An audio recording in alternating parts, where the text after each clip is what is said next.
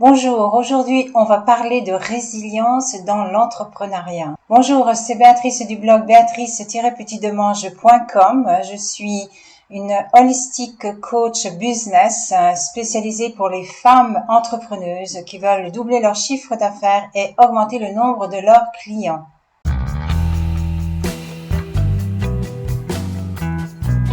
Alors, nous allons voir l'étymologie du mot résilience en anglais, resilience, ou en latin, resilire. Cela veut dire rebondir, ressurgir. Rebondir et rejaillir. Alors ici, j'ai envie dans cette vidéo de te parler de la résilience dans l'entrepreneuriat, la façon dont on voit la résilience en physique tout avant tout. La résilience pour les matériaux en général, c'est la capacité de résister aux chocs. En zoologie, c'est la capacité de la reproduction de l'espèce. Et en psychologie, c'est la capacité de résister aux situations difficiles de la vie, résister psychologiquement. Et pour finir, nous avons le psychologue Boris Cyrulnik. Pour ce psychologue, la résilience, c'est la capacité de pouvoir se développer quand même à travers les traumas et les situations difficiles subies dans la vie. Disons de résister et de survivre, donc quand même de se développer malgré des environnements délabrants. Et maintenant, je vais te donner mon point de vue de résilience. Mon point de vue parce que je ne suis pas du tout d'accord, absolument pas, sur la définition de résister aux situations. Pour moi, ce n'est pas être résilient. Pourquoi ça? Parce que quand tu résistes aux situations, et par expérience personnelle, j'ai résisté à des situations pendant une vie entière et je suis tombée malade à cause de ça. Donc, la résilience, c'est vraiment traverser les situations difficiles de ta vie. Bien sûr, tu peux te plier et rebondir, mais tu sais qui tu es, tu connais tes émotions, tu sais exactement aussi où tu vas et tu restes aussi bien sûr motivé. Je ne veux pas dire par là que ce n'est pas difficile, je ne suis pas en train de dire que tu n'es pas des fois aussi désespéré, mais tu observes beaucoup plus et tu as la capacité de dire attention, ça c'est une pensée. Cette pensée-là, je la connais. Cette pensée-là, elle va me créer cette émotion-là. Et si tu vis aussi des situations difficiles, donc la résilience est aussi une question, bien sûr, de flexibilité.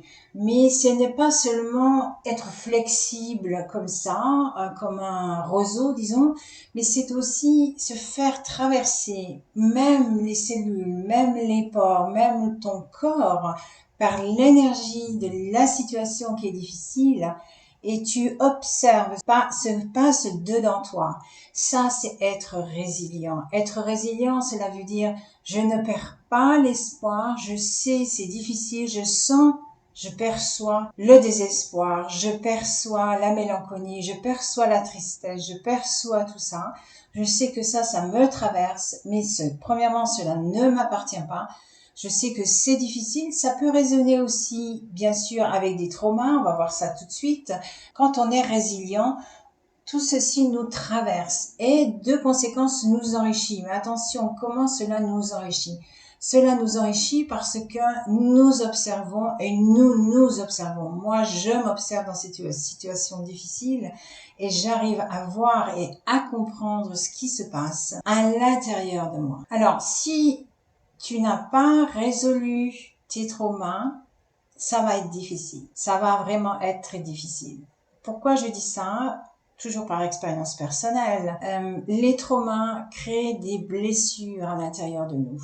Et ce qui se passe, ces blessures même, ou ces émotions qui sont bloquées dans notre corps, cette vibration de ta blessure va entrer en résonance avec la situation. Donc, la situation, elle va être difficile à traverser et c'est sûr que si tu es accompagné, c'est beaucoup mieux parce que tu vas pouvoir élaborer aussi ta blessure, ton trauma intérieur pour pouvoir dépasser tout ça. Donc, il est super important de se faire accompagner, et j'insiste sur ça, de se faire accompagner par un coach ou une coach qui comprend ton intériorité, qui comprend ce que tu es en train de passer, qui comprend tes blessures et tes traumas qui va t'aider à transformer, à transmuter tout ça pour pouvoir traverser ces moments difficiles. Et là, tu vas construire ta résilience. Là, tu seras résilient. Voilà, j'espère que cette vidéo t'a plu. Partage-la, s'il te plaît. Mets un like,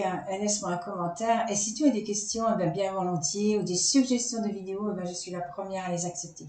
Merci bien et tu vas avoir une vidéo de ce côté-là. À bientôt.